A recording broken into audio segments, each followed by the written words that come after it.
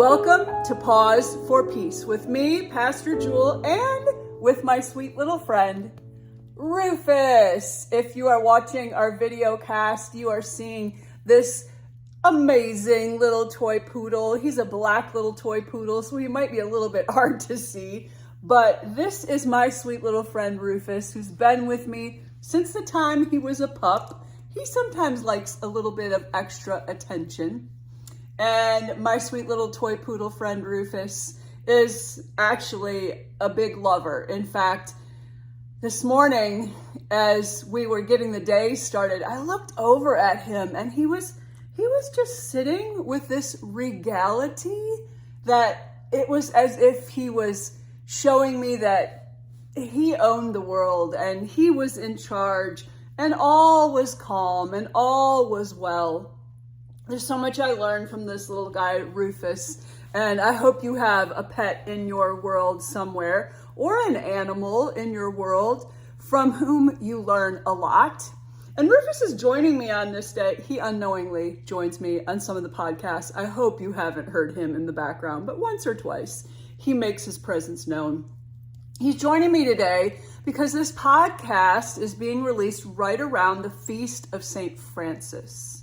And if you live in the Nashville area, have been driving around over this last week, I have a feeling you have seen at least one church sign announcing a blessing of the animals or a blessing of the pets coming up this weekend on the weekend of October 5th and 6th. This podcast being released to you on October 6th. So many churches will be about this little ritual and this way that we encourage people to bring around their animals and to have a time where we can bless the animals and we can remember what a gift they are to our lives and what a gift they are to the world. St. Francis lived in the 1100s. He was born late in the 1100s and a native of Italy. He only lived 44 years, but his 44 years on this earth were of remarkable impact. As a young man, son of a wealthy merchant, he was actually sent to war, but in that process, he came to understand, it was a holy war no less, going back to Jerusalem to try to free Jerusalem from any of the confines of the Muslim world. And St. Francis, before he was St. Francis, came to realize that war is not the way. Peace is the way. And all of creation is to live together in harmony, is to live together in balance. Stories go that St. Francis went home, he turned his horse around and he galloped home, and he renounced everything about his former life. He threw off these clothes of his opulence, a life that he was very happy to live before this really amazing kind of convertive experience. And he threw that all off and he took up a brown robe, which he would tie with just a simple rope, and began this order, this way of living together in intentional community that would come to be known as the Order of St. Francis, the Franciscans, if you will. And so St. Francis would tie his rope around his waist, they would say, in just 3 simple knots, this rope around his brown, cloak, if you will. And those 3 simple knots supposedly represent the vows that he would ask people to take to be a part of his community, his intentional way of connecting and living in a way that was seeking to imitate his understanding of Jesus, the way of Christ. And it was a way he invited people to embrace these 3 simple ways of being in a life of poverty, being in a life of chastity, and being in a life of obedience. And to this day, those are vows that those who are a part of the Franciscan order seek to live by. Really living simply, humbly, trying to be in connection with all creatures, honoring the divine in all things, which is a great gift that St. Francis gave to the Christian understanding of the world. He wasn't the first, but he was certainly a teacher and one of great spiritual impact who looked to the sun and the moon and the stars and the elements of the wind and the flame and the earth and the water, and he saw them all as a part of a brotherhood, a sisterhood. He would speak about brother sun and sister moon and brother wind, and he would encourage all people to honor and revere this amazing world in which we are living. There's other stories about the feast, about St. Francis, that he was a great lover of animals. And in fact, I think my hunch is there was such a peace about him that the animals knew that he was no threat whatsoever to them. There are stories of St. Francis going out into the forest to preach the gospel of love to the birds, and stories of the birds settling down to listen to what he had to say, and the animals approaching him, coming out from the forest to hear this amazing good news of the divine love living in all things, and the invitation from God for all things to give praise, to give glory to the amazing creative force that is God. There are other stories about St. Francis being called to this little town in Italy that was being really terrorized by this ferocious wolf. Now, these are stories and recorded in a book called The Little Flower, and so perhaps these are a little bit legendary, but these are stories about St. Francis coming to the people, hearing their concern, hearing that this wolf was coming out of the forest, this horrible wolf that was coming out to terrorize the town, and not only to eat up their little bitty animals, but really was starting to come after men, women, and children, and there were people who were dying at the fangs of this wolf, being just destroyed by this wolf. And after hearing from the townspeople and their need to be able to be free of this terror of this wolf, the legend goes, the story goes, that St. Francis went into the forest and called for the wolf, and the wolf came to him. And St. Francis somehow communicated with the wolf. My hunch is he could just see that the wolf was starving. And the wolf and St. Francis communicated in such a way that St. Francis heard that the need the wolf had was for food. And so taking that message back, it was like St. Francis became a mediator between the animals of the wild and the civilization, the townspeople that were living right near this forest. St. Francis was able to negotiate peace, if you will, between the wolf that was terrorizing the town and the people of the town.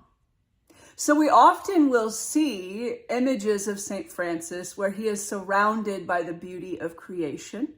Often you will see images of St. Francis maybe holding a little bird in his hand, or with a little bird resting on his shoulder. Perhaps you have a little garden statue of St. Francis. That might be a little way that birds have landed on his body somewhere, and that he is holding space to remind us of the beauty of every little bird, every hungry animal.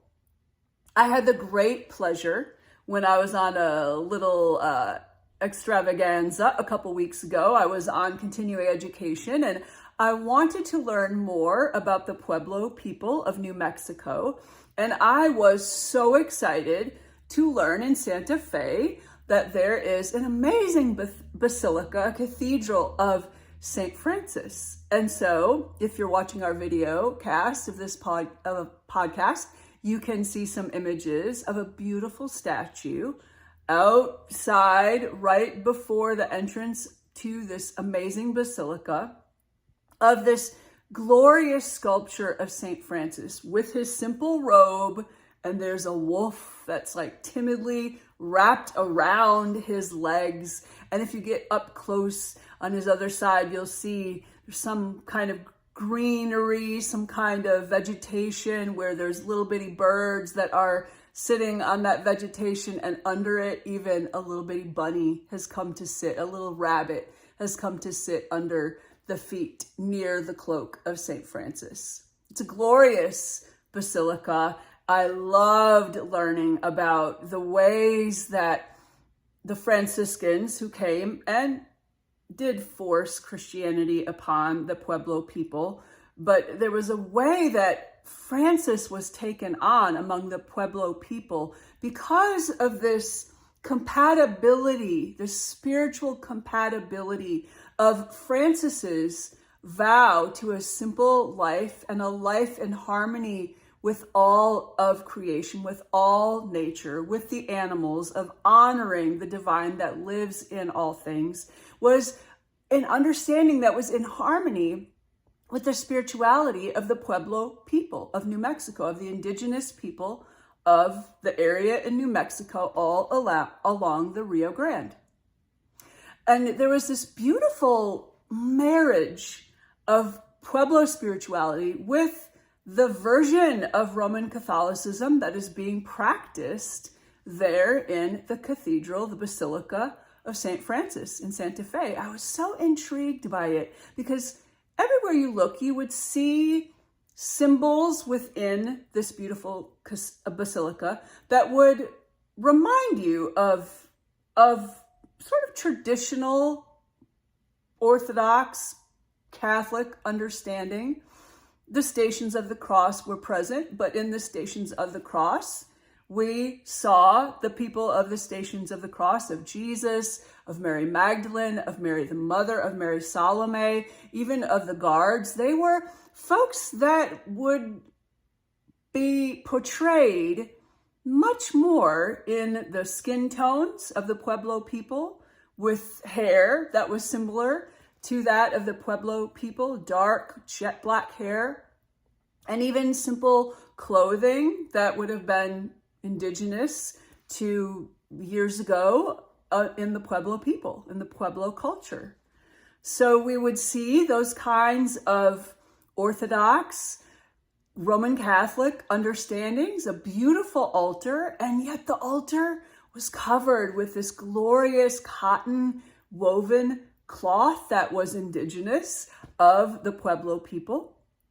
And there was even a screen behind the altar where a variety of saints were. Definitely St. Francis, but also St. Katira, who also had a glorious sculpture outside of this amazing basilica.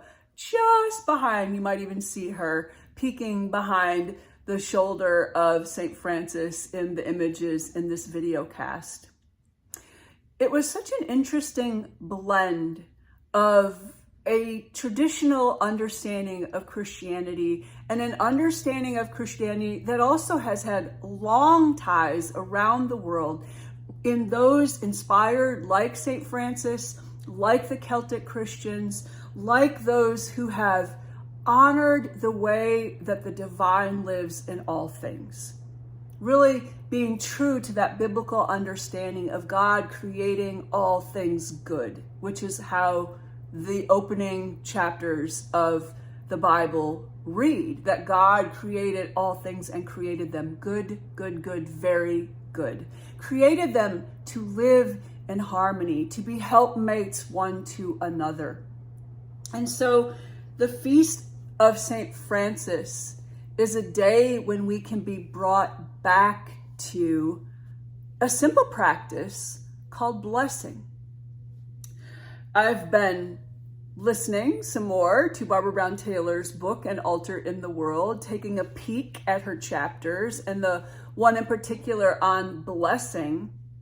And it was a great reminder this week that blessing, or pronouncing a blessing or a benediction, is an invitation not to dispense holiness upon something, but to pay attention and to recognize the holiness that already is in something, and simply to speak words, recognizing we are attuned to the divine image within all things, to this holiness that is in all things, is of all things, because all things are created by God.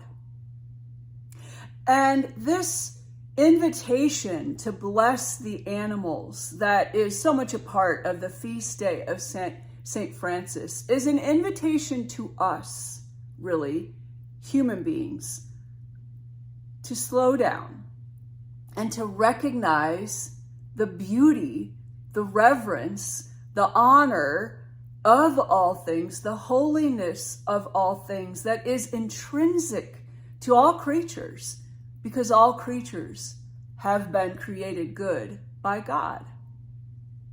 Barbara Brown Taylor beautifully writes about blessings and ways that we can be speaking that blessing aloud, ways that we can honor others, people that we meet, but also other creatures, like my little guy, my little Rufus, who's settled down on my lap for a little nap. He doesn't want to participate in the podcast anymore. He wants to sleep. You know, the interesting thing is there's stories about St. Francis preaching to those birds and them settling in. And in my preaching life for about 30 years now, my poor little dogs, the ones I've had along the way, have had to listen to me practice preaching on them. They've been great listeners, sometimes falling down into a little slumber of sleep, and sometimes perking up a little bit. Rufus has been hearing me preach my sermons in practice time his entire life, every week for his entire life, because I've been preaching every week for his entire life. Animals are a beautiful gift from God and a great reminder that God is in all things. And our invitation this week for Pause for Peace, I'm not going to guide us through anything. I'm going to invite us all to go out into this world or open our eyes to the creatures that are living among us. Maybe it's an amazing goldfish that is among you.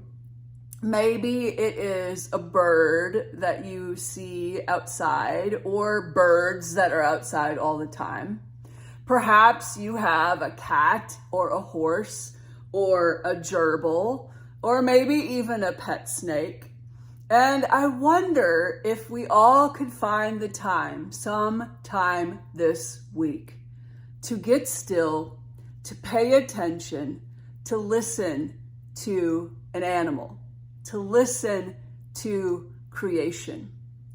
Barbara Brown Taylor writes in An Altar in the World about paying attention to anything as you wander outside. She said, even pronouncing a blessing on a stick. And as we come across the stick, getting curious about that stick. Did it just fall, or has it been lying on the ground for a really long time?